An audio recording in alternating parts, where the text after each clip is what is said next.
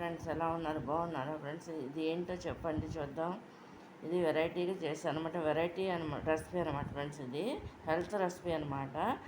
ఇది ఏంటంటే గోధుమ పిండితో చేసిందనమాట ఫ్రెండ్స్. నేను ఇది చూడండి, ఏంటంటే గోధుమ పిండితో చేసిన సేమియాలు ఉంటాయి కదా ఫ్రెండ్స్. అది సేమియాలని వాటిని బాగా నేతిలో వేపేసేయాలన్నమాట. దోరగా వేపేసిన తర్వాత వాటిని ఆరబెట్టేసేయాలన్నమాట ఫ్రెండ్స్. అది ఆరబెట్టేసిన తర్వాత దాన్ని రోట్లో కానీ లేదంటే మిక్సీలో కానీ బాగా మెత్తగా పౌడర్ చేసేయాలన్నమాట ఫ్రెండ్స్. దాన్ని చేసేసిన తర్వాత దాంట్లో ఏంటంటే ఫ్రెండ్స్, మనం డ్రై ఫ్రూట్స్ కానీ ఏదైనా సరే మనం కలుపుకోవాలన్నమాట ఫ్రెండ్స్. అది నేనైతే ఏం చేశానంటే జీడిపప్పు నేతిలోనే వేపేసి కలిపేసాను అనమాట ఫ్రెండ్స్. కనిపించేవన్నీ కూడా జీడిపప్పులు అనమాట ఫ్రెండ్స్. ఇవన్నీ కూడా కాజు.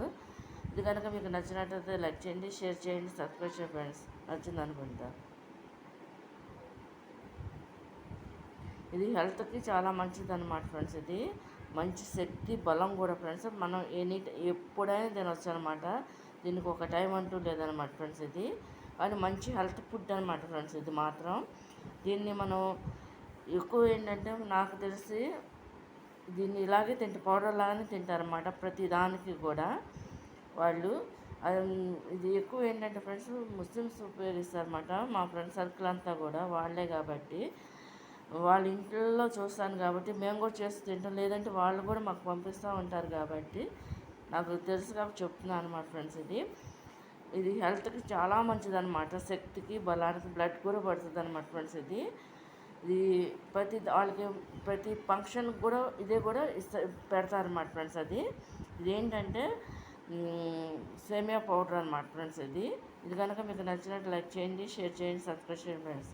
ఈ కనిపించేంతా కూడా నేతిలో ఫ్రై చేసిన జీడిపప్పు అనమాట ఫ్రెండ్స్. ఇందులో మనం ఎన్నైనా వేసుకోవచ్చు అనమాట, డ్రై ఫ్రూట్స్ అనమాట.